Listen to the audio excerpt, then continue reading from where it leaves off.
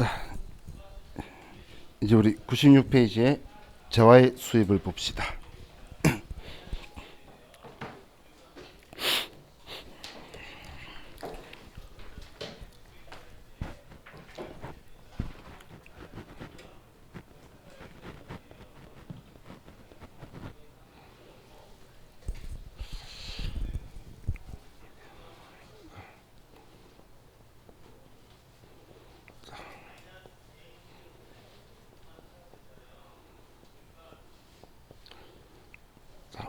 우리 회사가 외국 회사에 물건을 산다라고 볼게요.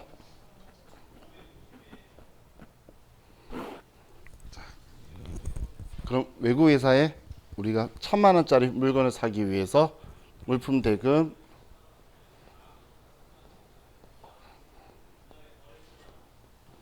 1,000만 원을 지급을 했어요. 자, 그럼 외국 회사는 당연히 돈 받았으니까 우리 회사로 물건을 보내줘야 되겠죠. 그런데 그 물건을 우리한테 바로 주지 않고 중간에 잡고 있는 다른 게 있다는 거예요. 세관이라는 이곳으로 이제 물건이 들어가게 될 거예요. 그죠? 그럼 우리 세관이 있는 저 장소를 우리 보세구역이라고 표현을 하죠. 자, 이 세관장이 하는 일은 원래 본연의 목적은 관세를 받는 거예요. 관세. 그럼 관세를 받는 거는 잘 받을 수 있을까요? 엄청 잘 받죠. 그거 안 주면 물건 안 주면 되거든. 물건은 인질로 잡고 있기 때문에 세금을 엄청 잘 받아요. 그래서 지금 관세나 부가가치세처럼 본세라고 우리가 이런 것들을 표현하는데, 이런 세금 말고 혼자 단독적으로 생기지 않고 기생처럼 생기는 세금들이 있어요. 그걸 이제 부가가치세가 아니고 부가세라고 표현을 하는데, 예를 들면 우리 교육을 좋아하시는 분들 교육세, 혹은 농어촌 특별세, 혹은 교통에너지 환경세, 개별 소비세, 이런 것들은 혼자 단독으로 생기는 게 아니고 다른 세금에 기생처럼 붙는 거예요. 교육에 크게 이바지하고 싶으면 오늘 끝나고 집에 가시는 길에 소주 한잔 하시면 거긴 교육세가 붙어 있어요. 주세에다가 다 교육세가 따라 기생처럼 붙기 때문에 그럼 혼자 발생하는 게 아니라는 거예요. 그럼 그런 세금까지 세관장이 다 받아줘요. 그럼 부가가치세법도 세관장한테 우리 부가가치세를 받아달라고 부탁을 하면 잘 받아줄 수가 있겠죠. 자, 그래서 세관장한테 부가가치세법이 부가가치세를 받아달라고 하니까 그럼 도대체 얼마를 받아줘야 되냐. 일반적으로는 우리가 1,000만 원의 물건을 사면 그럼 상대방이 1,000만 원의 10%를 나한테 부과해서 세무서에 줄 건데, 얘가 받아줄 리는 당연히 없겠죠.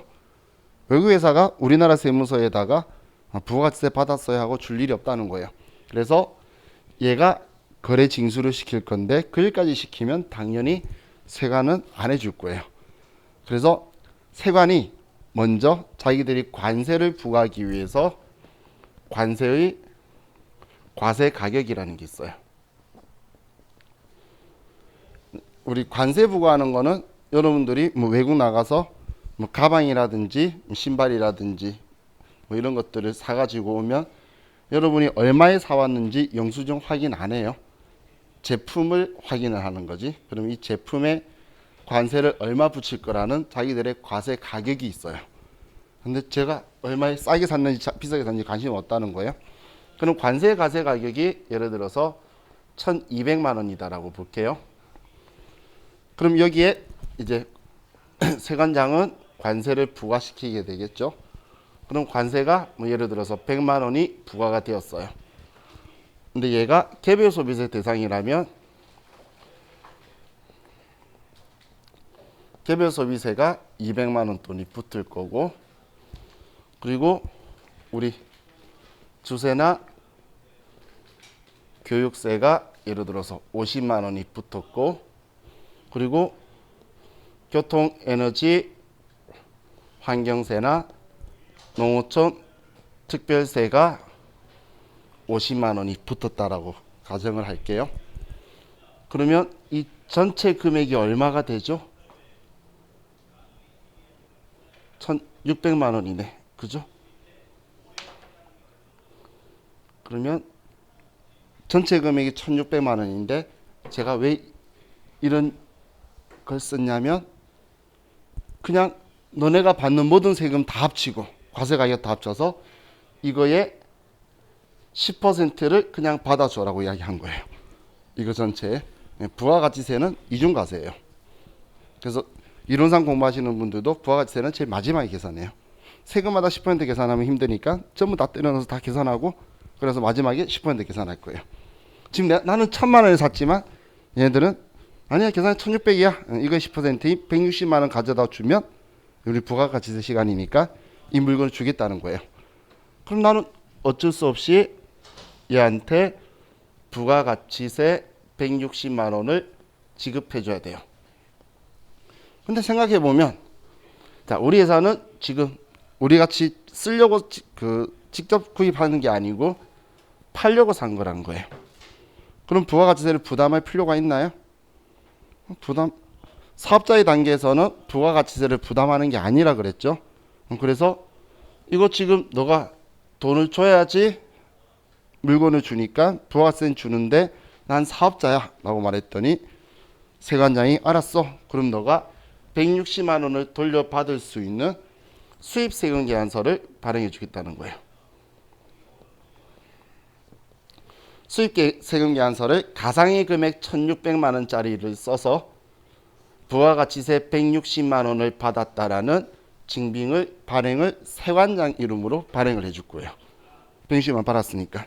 그러면 우리 회사는 이 수입세금 계산서에 의해서 확인되는 이 160만 원을 우리 회사는 환급을 받게 될 거예요. 환급을. 그럼 세관장한테 지금 1,760만 원을 줘야 되나요? 160만 원만 주면 되나요? 160만 원만 주면 되죠. 물건값은 얘 줘야지. 얘한테는 160만 원을 주고 부가세 신고하면서 160만 원 돌려받으면 되겠죠. 자, 원리 이해가시나요? 이따 이걸 컴퓨터에 우리가 입력할 거예요. 그러면 가상의 금액 1,600을 쓰는 이유가 160만 원 줬다라는 걸 증빙해서 나중에 이 160만 원을 돌려받을 거예요. 우리 개인은 불가능하지만 과세 사업자는 이 돈을 부담하면 안 된다라고 했죠. 그래서 이때 우리가 주고받는 게 수입세금 계산서고 이 수입세금 계산서를 발행할 수 있는 자는 세관장밖에 없어요. 그럼 세관장 이름으로 수입세금 계산서를 발행해 줄 거예요.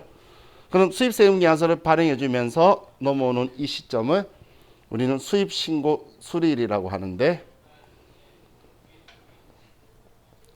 이 수입신고 수리일이 이제 우리가 재화에 수입되는 시점이라고 해요. 보세구역으로 들어오는 건 수입이 된 게 아직 안 된 거예요. 그러면 보세구역에서 보세구역 외로 넘어가는 시점이 이제 우리 공급 시기라고 표현을 하는데 그 시기가 수입신고 수리일이라고 보시면 돼요. 그럼 이 날짜에 우리는 수입을 하면서 우리가 부가가치세를 부담할 필요가 없으면 부가가치세를 줬다는 증빙을 받을 거고 또 한 개 더 이 부가가치세는 내가 산 물건 가격의 10%가 아니고 얘네들이 정해주는 금액의 10%예요. 얘네들이 정해주는 이 금액에는 세금도 다 들어가 있고 그 금액의 10%를 달라고 할 거예요. 근데 이거에 대해서 왜 국민들이 저항을 하지 않았냐면 지금 현재야 여러분들이 직구라는 걸 하고 있지만 과거에는 직구라는 말 자체도 안 썼어요. 외국에서 누군가가 수입을 해오면 그걸 우리가 이용만 했죠. 그럼 수입하는 자가 자기는 줬다가 돌려받으니까 이거에 대한 부담을 안 느낀 거예요. 그러다 보니까 이 제도가 그냥 정착이 되어서 아예 수입세금 계산서에는 아래에 당구장 표시로 적혀 있어요. 이 과세 표준에는 이 세금들이 다 포함되어 있다라고. 그냥 보는 사람들이 원래 그런가 보다라고 생각하도록 아예 대놓고 아래쪽에 적혀 있다라고 보시면 돼요. 또 우리는 그런 법적인 서식에 아래 적혀 있으면 원래 그런가 보다라고 받아들이잖아요. 지금 현재는 이런 구조로 되어 있다라고 보시면 돼요. 자, 그럼 이렇게 생각할 수 있겠죠. 물건 가격은 외국 회사로 주고 부가가치세는 세관장한테 주고 이걸 우리가 공제 돌려받기 위해서 수입세금 계산서라는 걸 받게 될 거다. 이런 구조를 여러분들이 이해를 해주시면 좋을 것 같아요. 자, 이게 우리 재화의 수입이에요. 그럼 용역의 수입이 없다, 그죠? 용적의 수입은 왜 없을까요? 현실성 있게 생각해 보면, 자, 외국에 유명한 헤어 디자이너가 있어요. 이 사람이 우리나라에 들어왔어요. 물론 이 사람 잡을 수는 있어, 출입국 관리소에서. 근데 그 사람한테 다시 몇 명의 머리를 자를 거냐, 한 번 자를 때 얼마씩 받을 거냐, 이거 물어보고 그 수입하는 사람한테 전해서 얘가 지금 몇 명 자른다니까 부가세 보내, 얘 보내줄게. 이 말도 안 되는 이상한 이야기죠. 그래서 하고 싶은데 못 하고 있는 거예요. 그래서 아예 법전에 안 적혀 있는데, 제가 하고 싶은데 못 한다 그랬죠. 할 수 있으면 할 거예요. 그래서 지금 여기 계신 분 중에 나중에 병원에 원무과 가시는 분도 있을 수 있어요. 근데 원무과 갔는데 예를 들어 MRI 기계가 있는 곳 있죠. 그러면 지금 제가 이야기하는 게 생각이 떠오를 거예요. MRI 기계는 국산이 없거든. 그 외국 엔지니어가 고치러 와요. 그럼 그 사람은 고치는 기술을 제공하죠. 용역의 수입이 일어나요. 그러면 그 병원은 면세 사업자인데도 불구하고 걔한테 주는 돈의 10%를 대신 납부하라고 법이 정하고 있는 게 있어요. 부가세법이. 그걸 이제 대리 납부를 해가지고 받고는 싶은데 못 받고 있는 상황인데, 그거는 확실하게 걸리잖아요. 그러니까 거기에 대해서 어떻게든 받으려고 노력하는 제도들도 있다라고 보시면 돼요. 그래서 원칙적으로는 우리는 과세 거래는 용역의 수입은 없고 재화의 공급, 용역의 공급, 재화의 수입, 이렇게 세 가지만 과세 거래로 보고 있다라고 보시면 돼요. 자, 그럼 97페이지에 부수 재화 및 부수 용역의 공급이라고 적혀 있는데,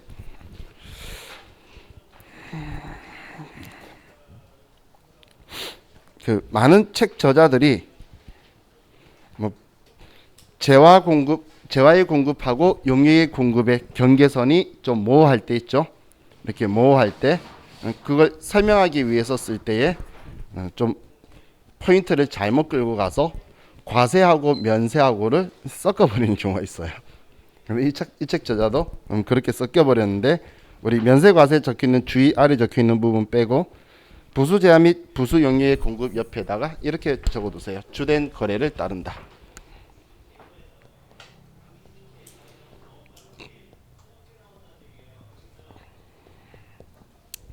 자, 주된 거래를 따를 거예요. 주된 거래를 따른다. 자, 이게 무슨 이야기냐면, 자, 여러분들 에어컨을 필요해서 에어컨을 샀어요. 그럼 에어컨 사면 우리 집에 에어컨을 설치를 해주죠. 그럼 에어컨을 파는 거는 그 판매하는 자 입장에서는 재화의 공급인 거고, 에어컨 설치해 주는 거는 용역의 공급이에요. 그럼 이 두 개를 재화의 공급과 용역의 공급으로 분리시킬 거냐라는 거예요. 근데 주된 거래를 생각해 보면 에어컨 설치했기 때문에 에어컨이 딸려온 게 아니고 에어컨을 사니까 설치해 준 거죠. 그죠? 그리고 주된 거래는 에어컨을 판 거예요. 그럼 그 에어컨 설치비까지 포함되어 있지만 전부 다 재화의 공급으로 볼 거라는 거예요. 그럼 반대로 여러분들이 자동차를 수리하러 갔어요. 그럼 자동차 수리하는 거는 용역의 공급이죠. 근데 수리할 때 부품이 필요해요. 그럼 그 부속품 값도 우리 견적서에 들어가 있잖아 다. 그럼 부품 값도 다 받게 되겠죠. 그럼 부품을 파는 거는 재화의 공급이에요. 그럼 이걸 용역의 공급으로 볼 거냐, 재화의 공급 볼 거냐, 분리시킬 거냐. 그럼 주된 건 부품을 팔려고 한 게 아니고 차를 수리하는 게 주된 거래죠. 그러면 전부 다 합쳐서 용역의 공급으로 보겠다는 거예요. 그래서 부수 재화 용역 공급의 세가 주된 거래에 따른다. 어느 게 주된 거래냐, 이걸 찾아라는 거예요. 그럼 제가 아래 면세하고 과세도 엮어서 말할 수 있는데 안 한 이유가 면세 우선주의가 있어요.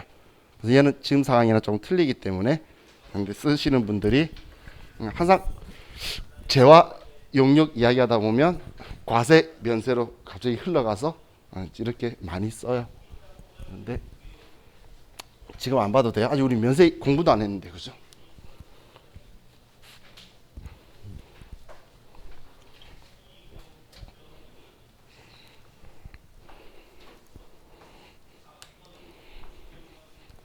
자, 죄송해요. 한 번씩 얘가 붕 소리가 오늘 났었는데 또 나네.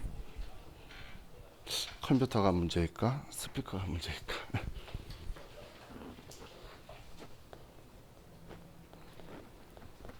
자, 이번에 공급 시기를 보도록 합시다. 자, 이 공급 시기 적혀 있는데, 자, 이 공급 시기라는 건 부가가치세 신고 일자를 그리고 결정하는 기준이래요.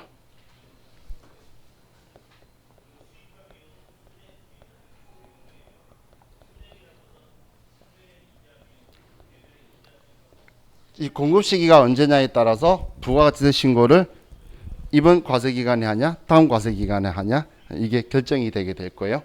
사실 이것 때문에 용유의 공급이다 재화의 공급이다 이런 이야기를 많이 하게 돼요.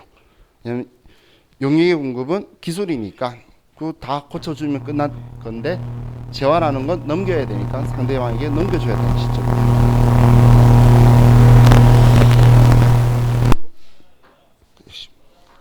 컴퓨터 국산이다. 바로 차면 조용해져요. 근데 우리 공급 시기를 우리 또 공부하는 이유는 이것만이 아니고 세금 계산서를 작성하는 작성 일자가 되게 될 거예요. 세금 계산서를 작성하는 또 얘를 공부하는 제일 중요한 것 우리가 실기에서 할 매입 매출 전표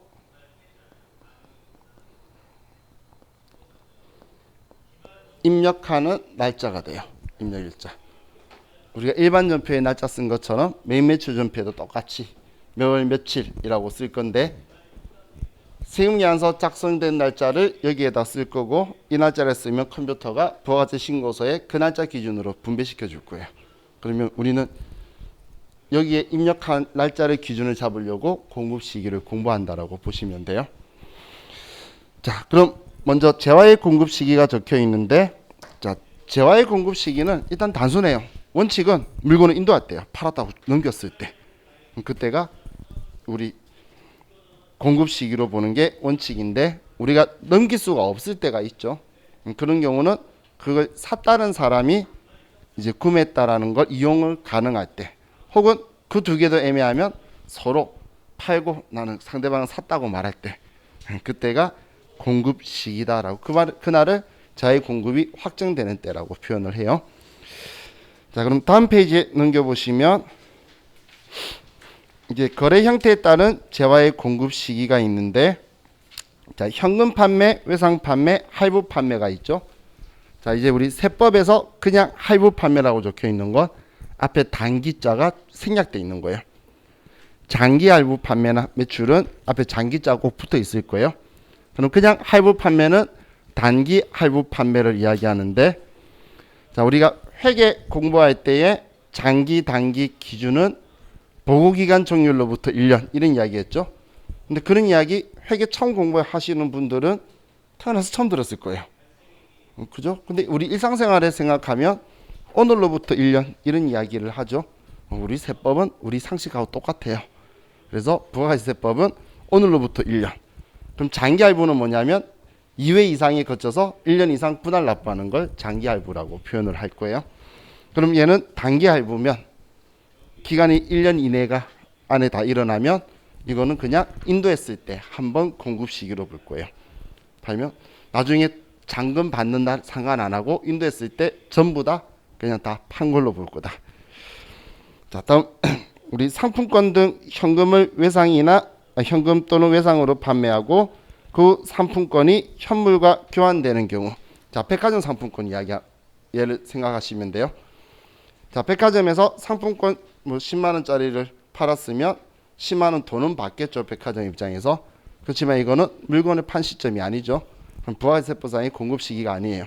근데 이제 고객들이 상품권을 이용해서 물건을 사죠. 그럼 그때 이제 물건을 인도할 거잖아요. 그 시점이 우리 공급 시기가 될 거라는 거예요. 생각하면 당연한 이야기죠. 그죠? 자, 재화의 공급으로 보는 가공. 우리 주요 자재의 전부나 일부를 부담하는 가공. 그거는 이걸 인도할 때 어제 제가 염색한천을 그 총공장한테 넘길 때 인도할 때가 공급 시기라는 거예요. 자, 다음 반환 조건부 판매 혹은 동의 조건부 판매, 그 밖의 조건부 판매 및 기한부 판매. 자, 우리 기한부 판매 이런 것들 본 적 있으시죠? 시용 판매라고 아시나요? 시용 판매가 그거죠. 일단 써보시고 결정하세요. 들어본 적 있죠? 근데 뭐 무작정 오랫동안 써봐라고 할까요? 아니죠. 일단 써보시고 결정하세요는 시용 판매라고 하는 건데, 그런데 언제까지 구매해서 표시 안 하면 그 기간이 넘어가면 구매하신 걸로 보겠습니다. 그런 게 기한부 판매예요. 그리고 언제까지 반품하면 하겠던데, 반품 기한이 지났는데 반품 의사는 있는데 표현 다 했지만 반품 날짜 지나가도 판 걸로 가는 그런 계약상들이 있죠.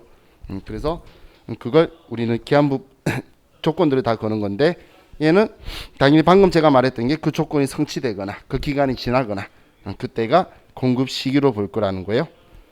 그럼 얘보다 중요한 게 그 다음에 적혀 있는 장기 할부 판매, 그리고 완성도 기준 지급 조건, 그리고 중간 지급 조건부가 있죠. 그리고 전력이나 그 밖에 공급 단위를 구획할 수 없는 거. 자, 일단 이거하고 먼저 생각하시면 돼요. 단기 할부 판매하고 장기 할부 판매하고 봤을 때, 자, 우리가 3,600만 원짜리 물건을 팔아요. 자, 3,600만 원짜리 물건을 파는데, 하나는 매월 받기로 해서 10개월 할부로 팔고, 하나는 36개월 할부로 팔았다는 거예요. 그러면 뭐 예를 들어 1월 1일 날 팔아서 매월 1일 날 돈을 받기로 했다면, 얘는 공급 시기는 인도하는 시점 1월 1일 딱 한 번이에요. 한 번. 그런데 36개월 할부는 우리 약정 주의를 따라요. 약정 주의라는 건 계약서대로 약정 주의 따른다는 게 우리 책에 적혀 있는 게, 계약에 따라 받기로 한 대가의 각 부분을 받기로 한 때라고 적혀 있는데, 그게 받기로 한 날이 있죠. 그러면 1월 1일, 2월 1일, 3월 1일, 4월 1일 점점 해서 총 36번이 공급 시기가 될 거예요. 얘는 단 한 번 인도하는 시점이 1회가 공급 시기가 될 거고. 자, 차이가 지금 공급 시기만 보니까 좀 느낌이 안 오죠. 이렇게 생각하시면 돼요.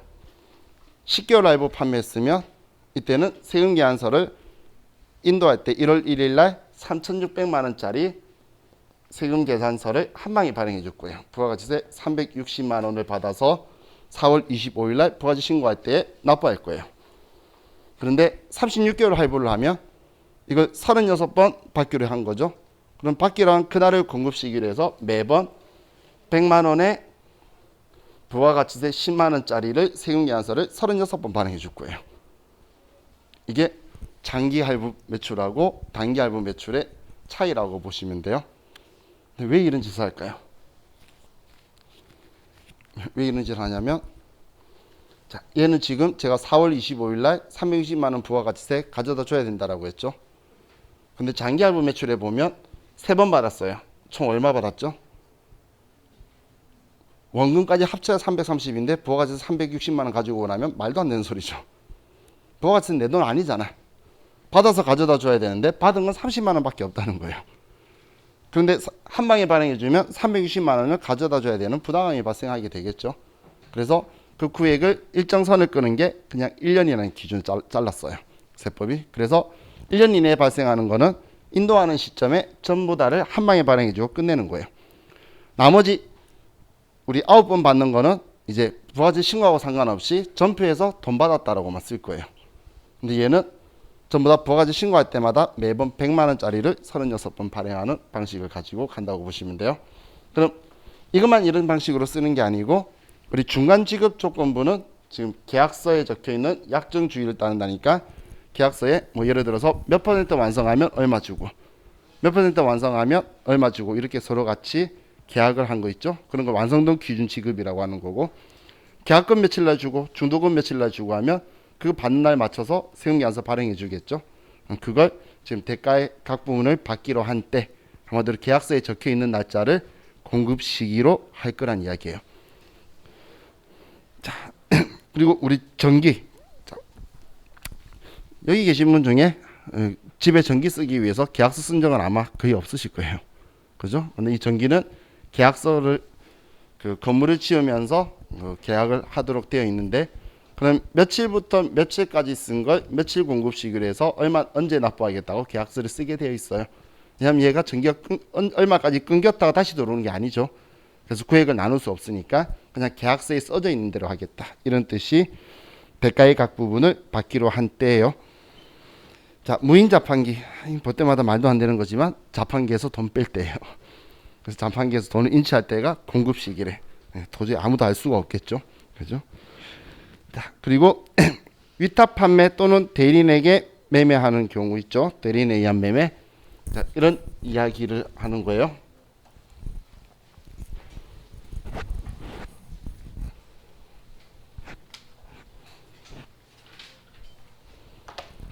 자, 물건 팔아달라고 부탁하는 사람을 위탁자라고 하고, 그리고 물건 팔아주는 사람을 수탁자라고 해요.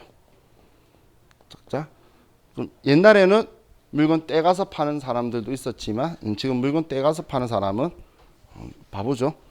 TV 홈쇼핑이 물건 사가서 파는 게 아니잖아. 물건 팔아주고 자기들이 돈 받아서 자기 수수료 빼고 입금해 줄 거예요.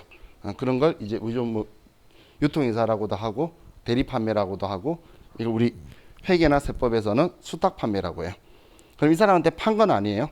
그러면 위탁자하고 수탁자하고 주고받은 거는 회계상의 거래도 아니고 세법에서도 공급이 아니에요.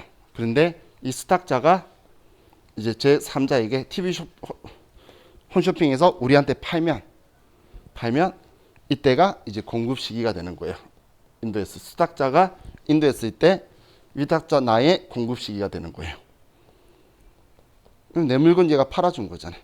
그래서 그게 지금 여기에 책에 적혀 있는 게 수탁자가 공급을 하는 기준으로 한다라는 거죠. 이게 수탁자가 제3자에게 인도한 시점이 공급 시기라는 거예요. 나중에 이것 때문에 여러분 중에 세무일급에 가면 얘가 팔았는데 팔았다는 말을 늦게 해가지고 또 뭐가지 신고를 안 해서 법인세법이 너 틀렸어라고 하는 걸 조정을 할 거예요. 그게 지금 이 기준 가지고 계속 이야기를 해요. 자, 다음 간주 공급은 우리 너 이거 팔았어라고 간주하는 거였죠. 그럼 팔았어라고 하는 건 매입세 공제받은 걸 내가 하지 말라는 데 써버린 거예요. 매출세 창출 안 되는데. 그때 사용이나 소비했을 때가 공급 시기가 되게 될 거고, 폐업시 잔존 제한은 제가 폐업하는 날 사업자가 비사업자에게 팔아버린 걸로 본다라고 했죠. 그래서 공급 시기가 폐업일이에요. 이건 무슨 이유인지 모르겠는데 시험에 자주 나와요. 그럼 폐업하는 날 사업자가 비사업자에게 팔았다더라 라고 기억하시면 되겠죠. 자, 다음 내국 물품을 외국으로 반출하거나 중개무역 방식의 수출 적혀 있죠. 한마디로 직수출 같은 이야기 하는 거예요. 그럼 수출하는 거에 부가가치세 신고를 해야 되는 기준 날짜는 선적일이에요. 그럼 선적일, 기적일 적혀 있는데 선적일은 배에 실는 날, 기적일은 비행기에 실는 날이에요. 근데 한국은 미국 따라쟁이죠. 그래서 무역영어에서 그 비행기도 무역영어에서 그냥 ship이라고 배라고 하다 보니까 한국도 어느 순간 따라서 기적이라는 표현 안 쓰고 비행기에 실어도 선적했다고 표현하더라고요. 그래서 요즘은 기적이라는 표현은 좀 보기 힘들어요. 자, 나머지 뭐 원량이나 외국 인도 방식은 크게 신경 안 쓰셔도 돼요. 자, 다음 99페이지에 이제 용역의 공급 시기를 볼게요. 자, 용역의 공급 시기는 일반적으로는 용무의 제공이 완료되었을 때요. 자, 용무의 제공이 완료됐다는 건 여러분이 휴대폰 AS를 받으러 가요. 그러면 휴대폰 다 고쳐져야 돈 주겠죠. 그때가 공급 시기다, 그 이야기예요. 지금 이야기하는 거 보면 일상생활에 우리가 느끼고 있는 걸 굳이 글로 적어 놓은 거죠.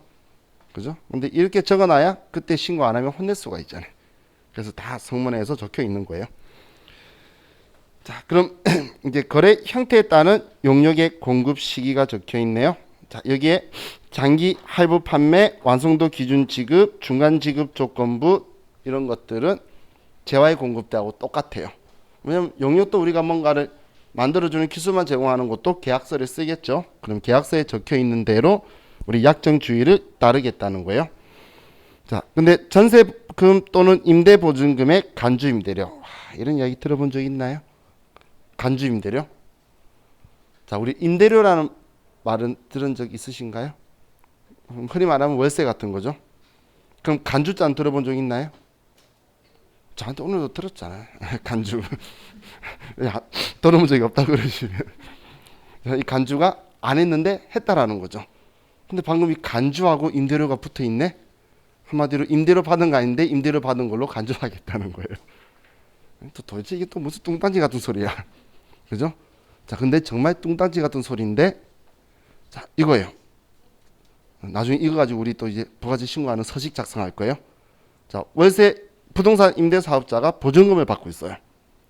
그러면 보증금 예를 들어서 1억에다가 월세 100만 원을 받고 있다라고 볼게요. 그럼 월세는 당연히 과세거래예요. 부동산 임대는 과세거래니까 세금 예안서를 발행해 줄 거예요. 그러면 그 100만 원에 대해서는 부가세를 받았죠. 그런데 부가세법은 너 1억도 받았네? 그럼 그 1억을 가지고 있으면 정기예금 이자율만큼 이자 받겠네. 그럼 그 이자의 10%도 가지고 와 라고 하는 게 간주임대료예요. 정말 이상한 것 같죠? 근데 나중에 여러분들이 일반 회사를 들어가시면 난 분명히 유통업에, 제조업에, 뭐 행사 뭐 이런 데 들어갔는데 우리 회사 사업자 등록증에 부동산 임대업이 적혀 있어요. 왜 그렇게 적혀 있냐면 우리 회사 건물인데 우리 회사가 전부 다 안 쓰고 한 층이라도 세를 놓으면 부동산 임대업을 같이 해요. 그러면 이걸 계산하는 서식을 같이 제출해야 돼요. 안 하면 월세하고 보증 간주 임대료 전체의 1%의 가산세가 나와요. 그것 때문에 나중에 자꾸 공부를 할 거예요. 근데 지금 억지잖아. 아니 보증금 가지고 정기예금 이자율은 1년치를 이야기하죠. 그럼 1년치의 이자율 가지고 신고할 때마다 자주 받고 싶대. 그럼 법인 사업자는 신고를 1년에 4번 하죠. 그죠? 1년에 2번 한다라고 표현할 때 6개월마다 하는 걸 과세기간 종료일에 한다라고 하고 1년에 4번 시키려고 그러면 예정신고 기간 또는 과세기간 종료일이라는 표현을 써요. 그럼 그 날짜를 공급 시기로 보면 그 다음 달 25일이 바로 부가세 신고 날짜가 되죠. 그래서 지금 얘는 억지로 받고 싶고 원래 받은 게 아니잖아요. 그래서 공급 시기를 예정신고 기간 또는 과세기간 종료일을 공급 시기로 볼 거예요. 그럼 예정신고 기간 종료일이 3월 31일, 9월 30일을 이야기하는 거고 과세기간 종료일이 6월 30일, 12월 31일을 이야기하는 거죠. 그럼 그날이 공급 시기면 그 과세기간 속한 다음 달 25일이 부가세 신고하는 날이에요. 그럼 그때 얘네들에 대해서 정리해서 가지고 오라는 거예요. 한마디로 억지 부려서 구획을 못 나누는 걸 4번 받고 싶다는 거야. 그래서 이걸 쪼개서 오라는 거예요. 자, 아래쪽 보면 그 느낌 더 있어요. 자, 이 과세기간, 이 기간이 얼마죠? 1년이죠. 2 이상의 과세기간, 1 과세기간이 6개월이잖아요. 그럼 2 이상의 과세기간이라는 건 1년 이상에 거쳐서 이 두 개 있는 거 다 같이 그냥 합쳐서 보면, 자, 우리가 월세를 선불로 한 방에 받거나 아니면 후불로 1년치를 한 번에 받는 경우예요. 그럼 그 월세를 주고받았을 때 그때 하지 말고 그럼 너가 받았든 안 받았든 신경 안 쓸 거야. 3개월치 끊어. 그래서 예정신고 기간 또는 과세기간 종료일을 공급 시기로 해서 우리 다음 달 25일 날 그 부가가치세를 가지고 오라는 거예요. 자, 그럼 결론적으로 예정신고 기간 또는 과세기간 종료일을 공급 시기로 잡는 거는 그냥 부가가치세법이 세금 받고 싶어서 날짜를 지정한 거예요. 그리고 4번 받고 싶다는 의사를 예정신고 기간이라는 글자를 앞에 수식어로 붙여둔 거예요. 자, 다음 뭐 폐업이나 이거는 크게 신경 안 쓰셔도 돼요. 자, 지금은 흘러가지만 나중에 간주임대료를 회계 처리를 해야 돼서 방금 그 날짜에다가 여러분들이 입력을 하고 있을 거예요. 다 제가 열심히 떠드는 데는 미래에 다 이유가 있어서 제가 날짜까지 찍어서 말했죠. 그럼 나중에 말할 거예요. 월세는 6월 10일 날 받았는데 간주임대료는 6월 30일 날 해야 되는데 6월 10일 날 하면 제가 지나가면서 말할 거예요. 간주임대료 공급 시기는 언제일까요? 노래 부르면서 가요. 당연히 생각이 안 나겠지. 그러면 또 이야기를 해요. 여러분들이 시험 때에 매일 며칠 전표에 입력해야 되는 날짜가 월세는 월세 받는 날 간주임대료는 뭐 6월 30일 이렇게 정해져 있는 거예요. 그럼 그 날짜에 얘네들을 다 쓸 거예요. 그럼 지금 나중에 제가 그 설명을 하면서 이날 해야 된다고 했을 때 이 용어들을 들어본 적이 있어야 이제 그 다음에 기억을 하겠죠. 그러려고 지금 제가 물밑 작업하는 거라고 이야기한 거예요. 자, 다음 페이지 넘기시면 이제 거래 장소가 있는데 거래 장소는 별로 필요 없고, 근데 용역 보면 지금 우리 반에도 아이폰 쓰시는 분 많죠, 그죠? 여성분들 많이 쓰시더라고. 아니 전 세금일 하는 사람들은 아이폰 안 써요, 아무도. 정말. 왜냐면 아이폰 쓰는 사람 매국노라고 막 이야기하거든. 아이폰은 그 지금 다른 세금을 다 넘어가면 한국에 세금 내는 게 거의 없어요. 삼성전자는 한국보다 외국에 판 거 가지고 한국에 세금 내는 게 훨씬 더 많아요. 그리고 아이폰은 언제든지 문제 생기면 도망가려고 준비해놨죠. 그래서 유한 회사로 자본금 작은 거 해놓고, 지금 엊그제도 저 아는 분 에이스 받으러 갔다가 저기 가로수길인가? 저기 갔다가 저한테 욕만 하고 가더라고요. 나한테 그랬는지. 뭐 예약을 안 받아서 찾아갔더니 뭐 아침 9시부터 와서 줄 서라 그랬다나? 뭐 휴대폰 고치는데 뭐 그딴 데가 다 있어. 삼성전자는 가면 어서 오십시오 고객님 그러고 20분 기다려 줄 수 있겠냐 해서 알겠다 했더니 알아서 싹 해주고 보험 서류까지 주던데. 근데 걔네들은 뭐 기다리라고 한다고. 그래서 내가 친구한테 그랬죠. 걔네도 원래 그렇게 장사하려고 기업의 그림을 그려서 내렸는데 한국 사람들은 뭐 사과를 좋아하는지 걔를 많이 쓰더라고. 제가 표현을 하죠. 고치는 거 하니까 용역하니까 어제 친구가 저기서 저한테 욕하고 전해서 수요일에 또 온다 그러더라고.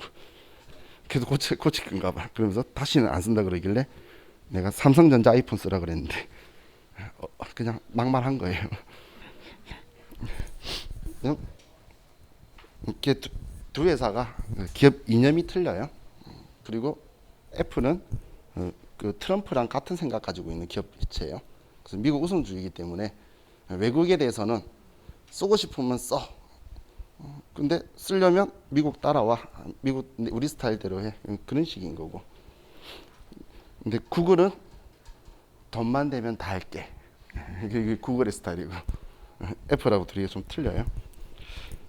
삼성은 될 만하면 최선을 다하고 안 될 거면 적당하면 버리겠다는 게 삼성인 거고. 우리 QLED, LED 있죠?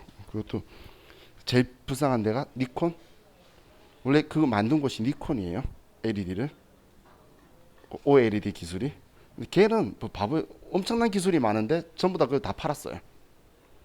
자기들 활성화를 못 시켰으니까 팔았는데 그 팔 때 삼성하고 LG하고 같이 샀는데 이제 삼성은 하다가 재미없어서 말았고 LG만 계속 한 거예요. 그래서 이제 LED 기술이 그 LG가 지금 더 좋다 그러는데 삼성은 뭐 금방 그것도 뭐 사람들 사든 기술을 사든 뭔가 사가지고 금방 또 따라붙죠.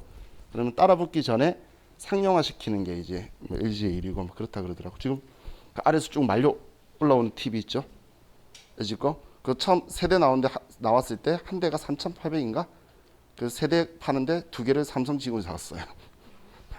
하나는 삼성 직원이고 하나는 삼성 기업에서 사갖고 연구원인가? 그리고 하나는 뭐 누군가 부자가 사갔대요. 다 그럼 어디선가 돌겠죠, 그죠? 자, 이제 우리 100페이지에서 이제 영세율하고 면세라는 거 봅시다.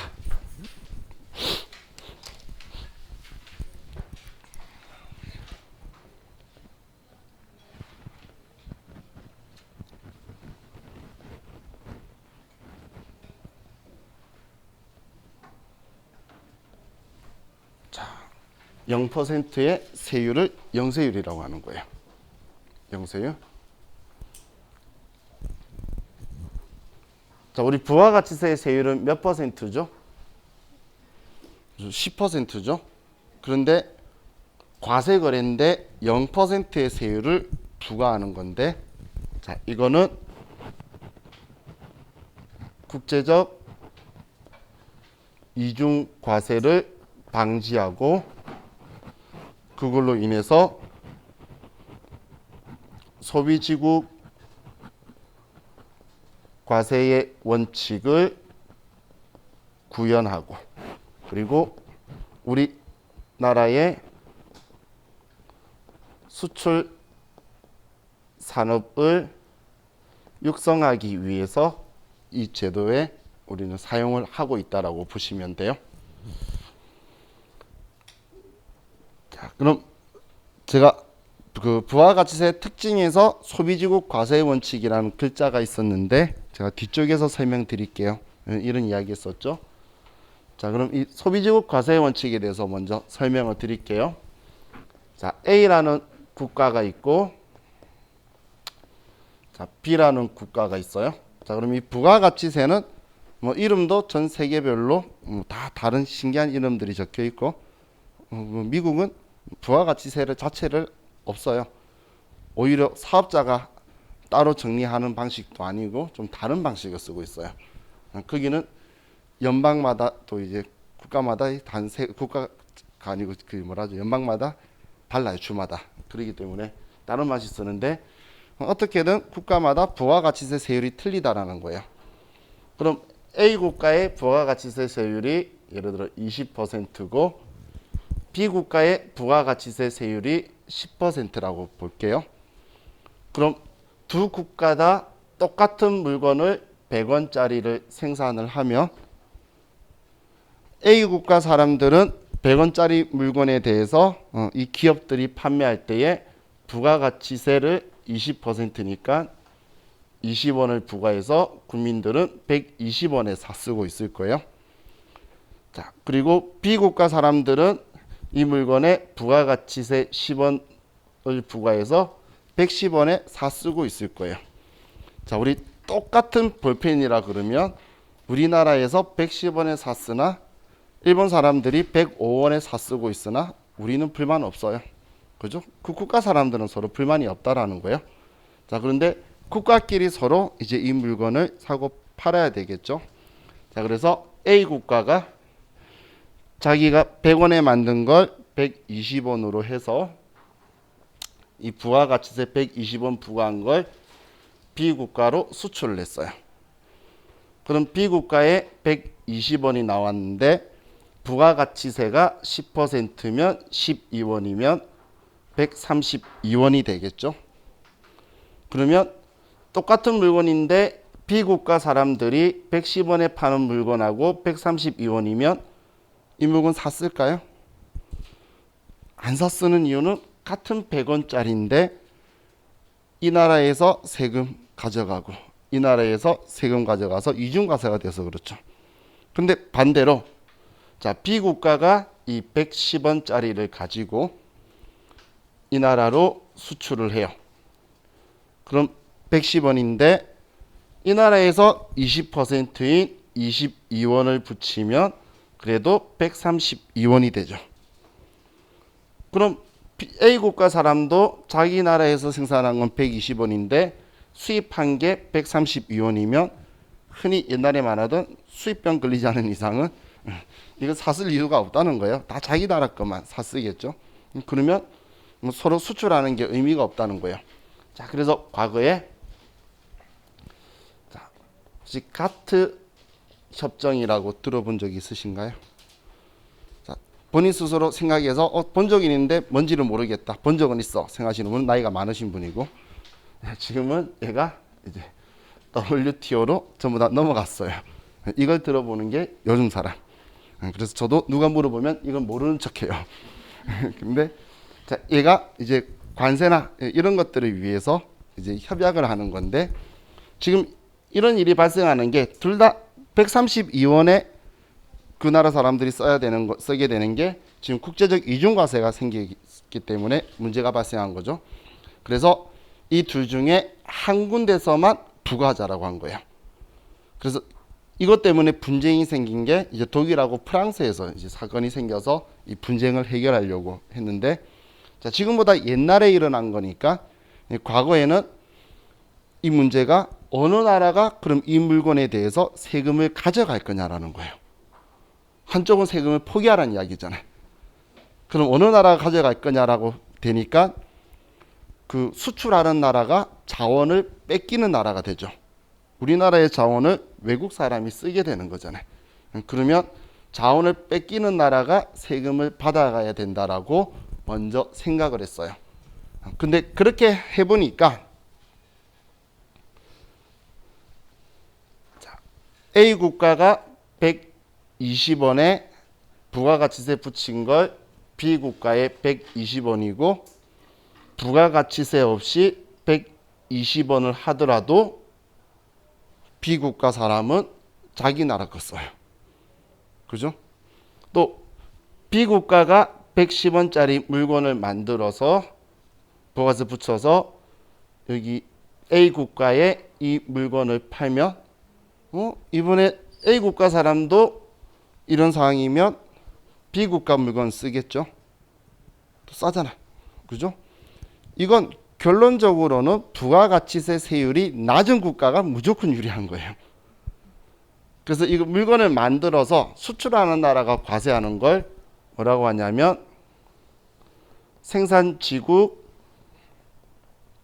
과세의 원칙이라고 하는데 이걸 했더니 오히려 역효과가 나서 부가가치세 세율이 높은 나라가 수입을 안 해버리는 거예요. 이걸 지키면서. 이걸 지키자라고 했으니까 지켜야 되잖아요.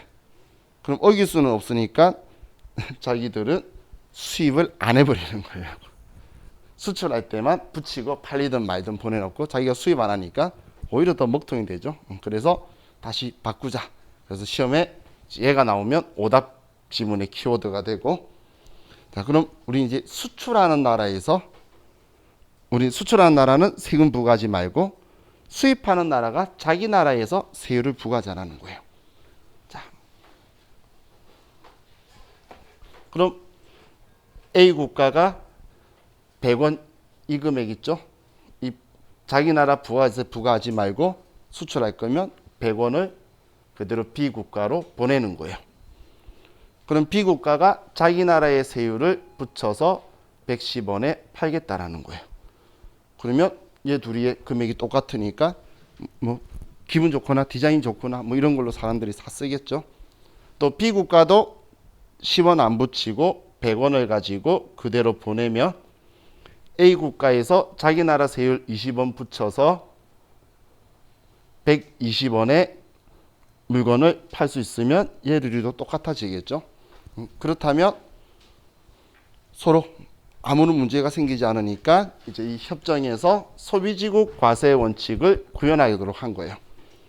그럼 우리나라도 자 이걸 우리나라는 웬만한 무역 협정에 전부 다 가입돼 있어요.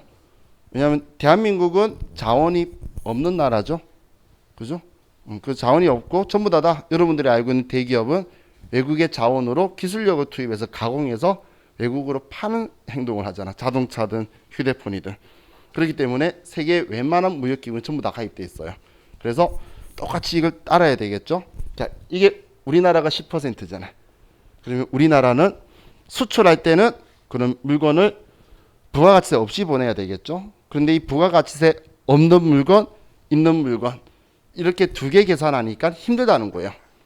그래서 그러면 이 B국가에 있는 사업자한테 우리나라 내국에 파는 거는 10% 세율로 팔고 지금 여기 있는 거 내국 거래는 10%에 팔고 수출하는 수출 물품에 대해서는 수출 거래는 세율을 0%를 부과하는 거예요. 그러면 세율을 0% 하면 물건 가격이 얼마가 되든 간에 0원이 되겠죠. 그러면 우리는 그냥 부가가치세가 없이 전가 안 되고 넘어가게 되겠죠. 그럼 수입하는 거에 대해서는 세금을 부과해야 될 거잖아요. 그래서 물건이 들어왔죠. 그럼 여기에서 세관장이 10%를 붙여서 우리나라로 유입시켜 버리는 거예요. 그러면 나갈 때는 사업자가 알아서 0%의 세율로 해서 보내고 10% 붙여 팔면 자기만 바본 거잖아요. 사업자가 알아서 0%로 수출한다는 증빙 서류만 세무서에 내면서 부가가치세 없이 외국으로 수출할 거고 수입하는 거는 세관장이 알아서 수입하는 물건에 대해서 10%를 붙여서 우리나라로 유입시키는 방식을 쓰고 있다라고 보시면 돼요. 자, 이게 우리 소비지국 과세 원칙을 구현한다는 거예요. 근데 우리나라는 원래는 상호 면세주의를 두고 있어요.